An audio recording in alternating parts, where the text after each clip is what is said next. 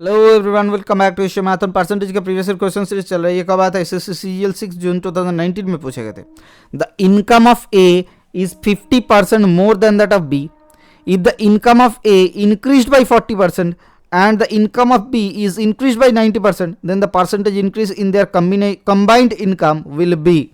अब देखो, income of A 50% more than that of B, मतलब समझने की कोशिश करो। अगर इनकम ऑफ ए और बी का रेशियो निकालते हैं तो 1:2, तो अगर बी का इनकम 2 आया तो ए का इनकम कितना हो रहा है सर? 3 हो रहा है।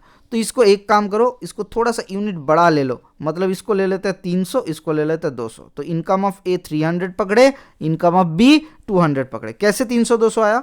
देखो, ए इज 50% मोर, मतलब बी का वैल्यू अगर सर 100 पकड़ते तो ए का वैल्यू कितना होता है सर? 150/100। क्यों? 50% मोर है ना। हाँ सर, तो 100 गुना 150/100, तो इसको काटो तो ये 2 0 कट जाएगा, 150 आएगा। हमने इसको 2 टाइम्स कर लिए, तो सर ए का वैल्यू कितना रखा?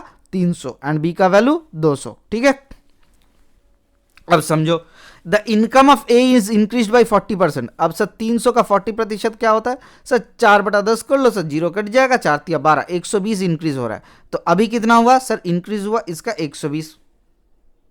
समझ गए या फिर कोई डाउट है? हाँ सर समझ गए। अब देखो, दूसरे केस में क्या दिया हुआ है? B is increase by 90%। 200 का 90% कितना होता है सर? 180 होता है। 90/100 करोगे तो कट जाएगा, तो 180 इंक्रीज हुआ। तो टोटल इंक्रीज कितना हुआ सर? यहाँ पे होता है आपका 2 3 300 इंक्रीज हो रहा है।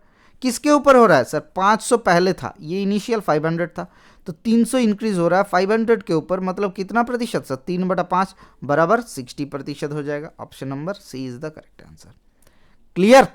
तो कभी कभी डेटा को भी आपको एनालिसिस करना पड़ेगा। चलिए, मिलता है नेक्स्ट क्लास में। Thank you, bye bye, stay tune for the next class.